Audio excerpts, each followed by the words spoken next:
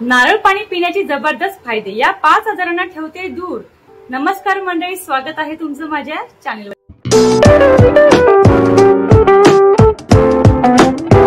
तर आज आपण व्हिडिओमध्ये बघणार आहोत नारळ पाणी पिण्याचे फायदे। नारळ पाण्यामध्ये महत्त्वाचे अनेक घटक असतात। नारळ पाणी हे अनेक आजारांना दूर ठेवण्यासाठी आपली मदत करू शकतात। किडनी स्टोन सारखा आजार होऊ नये म्हणून देखील नारळ पाणी पिले पाहिजे। जाणून घेऊया आज नारळ पाणी पिण्याचे फायदे। नारळ पाणी पिल्याने अनेक फायदे होतात, कारण त्यामध्ये भरपूर पोषक घटक असतात। नारळ पाणी हे आपल्या आरोग्यासाठी खूप चांगले मानले जाते, त्यामुळे आजारी व्यक्तीला नारळ पाणी दिले जाते। नारळाचे पाणी केवळ हायड्रेशनच्या दृष्टीनेच नाही, तर शरीराला पोषण देण्याच्या दृष्टीनेही उत्तम आहे। तुम्हाला जर निरोगी राहायचे असेल तर तुमच्यासाठी नारळ पाणी हा एक उत्तम पर्याय आहे। नारळ पाणीमुळे रक्तातील साखरेची पातळी देखील कमी होते। 1. त्वचेचे आजार। नारळाचे पाणी आपल्याला हायड्रेट ठेवण्यास मदत करते। नारळाच्या पाण्यात अँटीऑक्सिडेंट असल्याने त्यामुळे सुरकुत्या पडत नाही।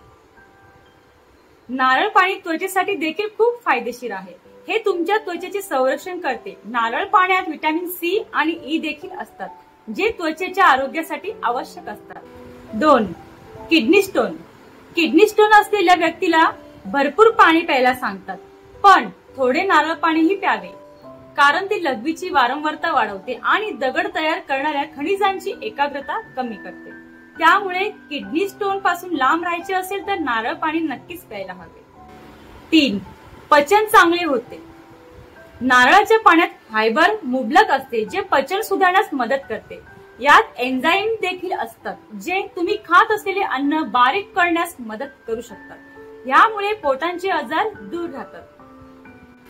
इलेक्ट्रोलाइट। नारळाच्या पाण्यात पोटॅशियम, सोडियम आणि मॅग्नेशियम यांसारखे महत्त्वाचे इलेक्ट्रोलाइट असतात।